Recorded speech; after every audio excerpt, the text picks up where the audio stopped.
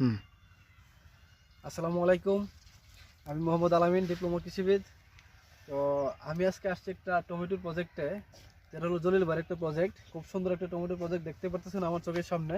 তো এই টমেটোর প্রজেক্টটা কিন্তু আগাম লাগানো হয়েছিল, হ্যাঁ। তো আগামের সময় যখন লাগানো হয়েছে, তখন এই সময়ে কিন্তু একই বেচে অনেকগুলো জমি লাগানো হয়েছিল, কোনো জমি টিকে নাই। তো জমিগুলো টিকে না থাকার কারণ কি? তো আমি অনেক জমিতে গেলাম, দেখলাম এই বীজের যে টমেটো ক্ষেতগুলো এগুলো সব নষ্ট হয়ে গেছে। নষ্ট হয়ে যাওয়ার প্রধান কারণ হলো উইল্ডিং। তো উইল্ডিংটা কেন হয়েছে? তো উইল্ডিং হওয়ার পিছনে কিছু কারণ আছে। যে টমেটো আগাম যদি কেউ করতে চায়, তাহলে মানে একটু ভালো মাটি নির্বাচন করতে হয়।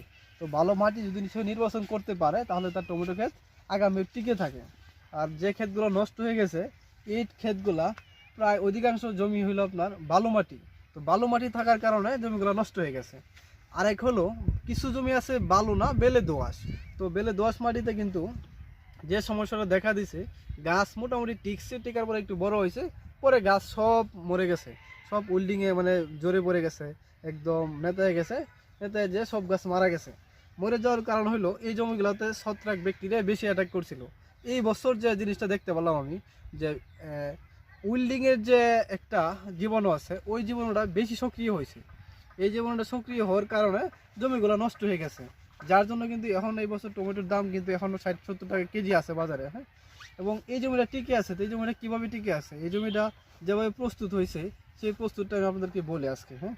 তো টমেটোর জমি যদি কেউ আগাম করতে চান, তাহলে অবশ্যই টমেটোর জমিতে আপনার জমি শোধন করতে হবে ভালোভাবে। শোধন করবেন কিভাবে?